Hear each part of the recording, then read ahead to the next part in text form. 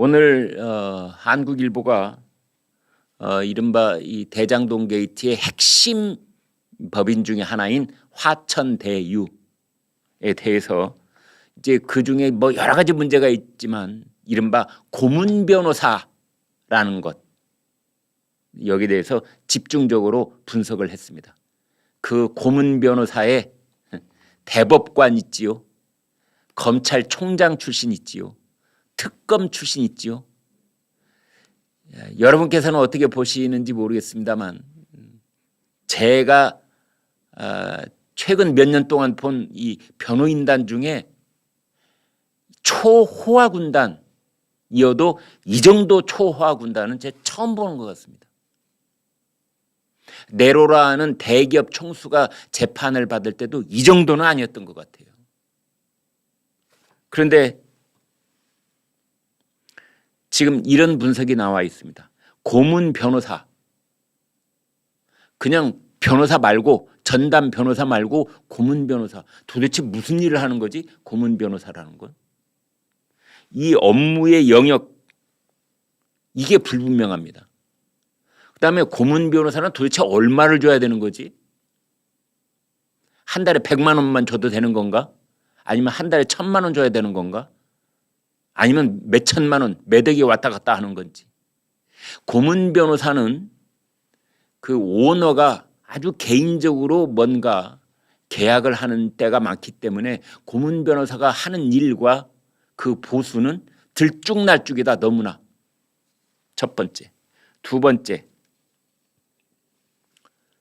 이 고문 변호사는 대주주가 어떤 관계로 그 고문 변호사를 영입을 했느냐에 따라서 처우가 천차만별이다.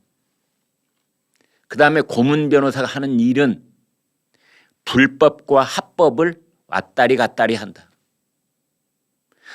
이 전문 변호사들은, 전담 변호사들은 해서는 안 되는 일들이 다 정해져 있습니다. 그거 잘못하면은 변호사들도 징계위원회 회부됩니다. 제가 변호사 징계위원회 징계위원을 한 4년 했었습니다. 과천 법무부에 그런 조직이 있습니다. 그래서 변호사로서 품위 유지를 위반했다든지 변호사로서는 해서는 안 되는 거간꾼 노릇을 하게 되면은 변호사법 위반 혐의로 변호사 징계를 당하도록 돼 있고, 뭐 변호사 영업정지 6개월, 1년. 제가 그거 많이 심사해 봤습니다. 그런데 고문 변호사는 이게 이제 모호한 겁니다.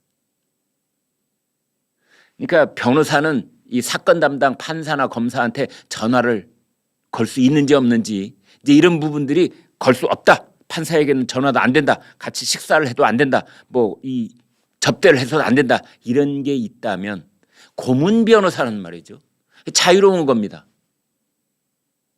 화천대유의 누구를 대신해서 뭐 관련된 검사나 판사나 또는 뭐 경찰관이나 아무나 만나서 접대하고 향응 베풀고 같이 골프 치고 이럴 수 있는 것 아니냐라는 의혹의 대상이 될 수 있는 겁니다. 그래서 화천대유 같은 경우에 화천대유의 고문 변호사가 누구인지 조직원들도 모르는 경우가 많다. 이번에 일이 이렇게 불거져서 고문 변호사의 얼굴이 누구누구였구나라고 알게 되는 거지, 불거지기 전까지는 화천대유에 있는 직원들조차도 자기네 회사의 고문 변호사가 누군지 모를 경우가 많다. 화천대유는 일그러진 영웅, 일그러진 고문 변호사의 세계를 보여주는 대표적인 사례다. 그 사람들은 다 얼굴마담일 때가 있고 별다른 일을 하지 않은데도 거액의 고문료를 꼬박꼬박 챙긴다. 법조인들이 이제 이구동성으로 하는 얘기가, 이 고문 변호사라고 하는 것은 그 대주주의 개인적인 친분에 따라서 모든 처우가 결정이 되는데, 이번의 경우에 김만배 씨가 개인적인 친분에 따라서 다 영입을 한 거고 김만배 씨의 자의적인 판단에 따라서 보수가 결정이 되는 것이다. 뭐 이런 분석들이 나와 있습니다. 여기 한번 볼까요? 김만배하고 유동규가 그런 말도 했다는 겁니다. 변호사들이야 자문료로 주면 되니까 나 변호사 자격증 하나 따놓을 걸 그랬나 봐. 하하하하. 뭐 이런 얘기를 주고 받았다. 지금 이렇게 되어 있습니다. 이 화천대유의 고문 변호사 누구인지 제가 잠깐 말씀드려 보겠습니다. 몇 억씩 받은 사람들인데요. 박영수 전 특별검사, 특검. 그다음에 그 사람이 대표로 있었다는 법무법인 강남, 수원지검장 출신 강찬우 변호사, 그리고 그가 대표로 있는 법무법인 평산, 차장검사 출신인 이경재 변호사, 그가 대표로 있었던 법무법인 동북아로, 권순일 전 대법관, 김수남 전 검찰총장, 그리고 그가 대표로 있는 법무법인 고검장 출신 변호사, 그가 몸담고 있는 법무법인 지검장 출신 변호사, 그가 속한 법률사무소, 이런 고문 변호사에게 흘러간 돈만 최소 20억 이상이다. 이제 이렇게 되어 있습니다. 원유철 전 의원 부부, 그다음에 조훈현 바둑기사, 조훈현 전 의원, 이제 이 사람들도 고문 변호사의 이름이 올라간 적이 있고, 고문 변호사는 아니고 고문으로 이름이 올라간 적이 있고, 유력 중앙일간지 논설위원, 경제지 간부를 지낸 전직 언론인도 고문료를 받은 것으로 그렇게 나와 있다. 이렇게 되어 있습니다. 저도 유력 중앙지 논설위원인데요. 이제 다 같은 유력 중앙지 논설위원이라도 다 같은 논설위원은 아닌가 봅니다.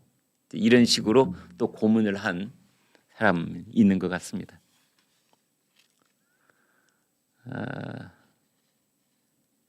이런 얘기가 나옵니다. 영향력 인사들을 영입했다면 만일의 사태에 대비했을 것이다. 그러니까 김만배도 이 대장동을 개발하고 화천대유가 막대한 수천억, 뭐 총액으로 1조 원이 넘는 그 초과 이익을 차지하게 되면 여기는 반드시 뒤탈이 생길 것이다 라고 미리 생각했을 것이다. 그래서 잘못하면 이렇게 쇠고랑 찰지도 모른다 라고 걱정했기 때문에 이 초하우 군단, 대법관부터 시작해갖고 그 사람들을 고문 변호사 내진 고문 그 초하우 군단의 진용을 만들어 놓은 거 아니냐. 미래에 대비한. 신생 기업의 신뢰도를 높이고 전관을 내세워 과시하거나 사업 과정에서 법적 리스크가 있다는 것을 인식하고 보험용으로, 보험이라는 거죠. 고문 변호사, 고문, 이게 다 보험 들어놓는 거다. 이 사람들은 이제 네로라는 그 최정상까지 밟았던 사람들이기 때문에 사실 뭐 작은 일이 터지면 이 사람들은 그냥 전화 한 통화로 다 후배가 되는 거죠. 아, 김 검사, 아, 이 판사, 나 누군데? 잘 지내? 아이고 요즘 일 뭐 너무 열심히 해서 칭찬들이 자자해. 그래. 나도 잘 있지. 뭐 언제 만나서 우리 밥 한 끼 할까? 이번 금요일 날 어때? 선배님 혹시 무슨 일로 그러신지? 뭐 별거는 아니고 보니까 대장동 쪽에 사건이 자네한테 가 있더구만. 알고 보니까 뭐 억울한 측면이 많이 있는 것 같아. 근데 좀 약간 설명을 좀 하려고. 저쪽에서는 이제 그런 이 선배, 대선배, 한때 자기 인사권을 쥐락펴락했던 그 대선배가 전화 걸어서 그냥 뭐 살아가는 얘기나 좀 하자고, 밥 한 끼 먹자면 그거 어떻게 거절하겠습니까? 막상 가서 보면은 이제 밥도 먹고 술도 순배 도른다면서 이번에 뭐 대장동이 보니까 자네가 담당이더구만. 엄정하게 법대로 해야지. 이렇게까지 얘기한 다음에 그런데 알고 보니까 억울한 측면도 좀 있는 것 같아. 그러면 눈치 빠른 후배들은 금세 알아차려야 되는 겁니다. 이 선배님이 그쪽에 뭐 고문 맡고 있는 것 같구나. 이게 전관 예우입니다. 그래서 대법관을 역임한 사람은 대개 변호사 잘 안 하지요. 고문 변호사 특히 그런 거 맡을 때는 매우 조심스러워하고, 사회이사 어떤 기관에 무슨 담당 이런 거 맡을 때는 매우 조심스러워하는 겁니다. 권순일 대법관 참 대단하지요. 화천대유 고문. 이제 그런 얘기가 있고, 또 이런 분석도 있습니다. 미리 뭔가를 봐준 다음에 사후적으로 지난번에 무슨 검사장 우리 화천대유가 그 민원이 하나 있었는데 그거 해결할 때 이게 말이야 고소고발이 들어가지고 아주 골치 아팠었는데 그거를 그냥 기각 무혐의 처리해가지고 아주 우리가 큰 덕을 입었어. 근데 마침 보니까 그분이 옷 벗고 변호사가 되셨더라고.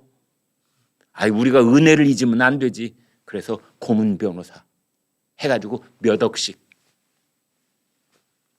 이게 이제 사후 뇌물이 적용될 수도 있는 그런 의혹을 받고 있는 겁니다.